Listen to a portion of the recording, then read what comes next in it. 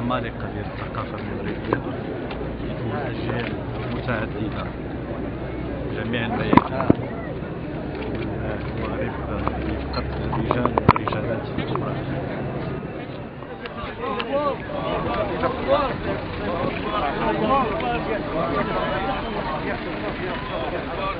الله أكبر.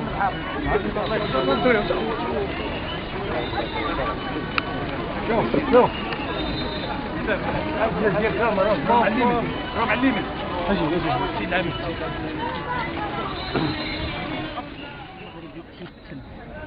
اليوم المسرح المغربي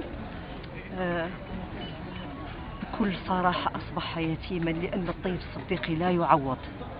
طيب قامة كبيرة، طيب هرم، طيب موسوعة مسرحية عربية، طيب خسارة. ولكن يعني الأعمال ديالو غادي تبقى شاهدة عليه، وكنتمناو أن الجيل اللي جاي يعني يشوف الأعمال ديالو ويستفد منه، لأن احنا كان أستاذنا.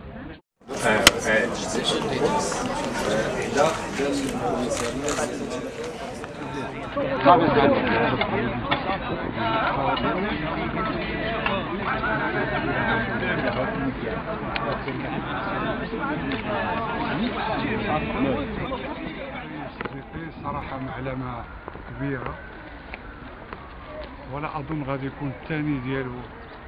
أنا كنتمنى يكون، ولكن يعني الصراحة ضعنا في هرم رائد من الرواد الكبار ديال المسرح المغربي والعالمي. الله يرحمه. أستاذ طيب الصديقي فنان كبير، أستاذ ما عرفتش كيفاش نعبر لك على اليوم الساحة الفنية المغربية ولا العربية ولا المسرح عالميا إلى نقدروا نتكلموا بالواقع صحيح. تفقد واحد الهرم من الأهرام ديال المسرح يكون الناس صيدنا عند الأستاذ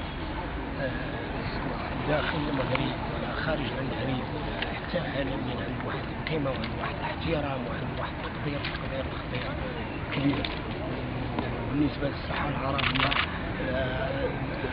ما كاينش، حنا كنشوفو كنشاهدو اللي باغي الأستاذ المسرحيين، وانا كنطالق من التصريح هذا من احتكاكنا به كتلامذ ديالو لمدة 4 سنين من 68 حتى 72 في المحترف اليوم. الراجل اللي علمنا قواعد العمل المسرحي وباش نعيشوا افضل علينا الى يومنا هذا وعلى واحد النجوم. عشرة عمر كيف تيقولوا المصريين. طيب تعرفنا في 67، يعني هذه أكثر من 50 عام وحنا معاشرين. تعرفنا كعلاقة ديال طالب مع أستاذ، ومن بعد علاقة ديال صديق مع صديق، ومن بعد علاقة ديال الصهر مع الصهر، وصبحنا عائلة وحدة لا فنيا ولا عائليا. شاركنا الحلو والمرة، وشاركنا الولاد، وشاركنا لا إله إلا الله. اللهم اجعل نصرك في هذه الساعة أنت من فاقد هذه الأسرة الشاري في الملك الصديق. اللهم إنه قريبا سيكون في ضيافتك، اللهم أكرم ضيافتك وألحقه بك عليه السلام وثبته عند السؤالين ونقيه من الذنوب والخطايا كما ينقى الثوب الأبيض من الدنس. اللهم أعطيه كتابه بيمينه وثبته عند السؤالين يا أرحم الراحمين يا رب العالمين. أسأل الله سبحانه وتعالى أن يكرم ضيافته واجعله في ضيافة سيدنا محمد صلى الله عليه وسلم. اللهم اجعله مع الذين أنعم الله عليهم من النبيين والصديقين والشهداء والصالحين وحسن أولئك رفيقا كما يجعل لأهله وذويه. اللهم ارزقهم الصبر والسلوان ورحمة الله يا أرحم الراحمين يا رب العالمين. الله على ما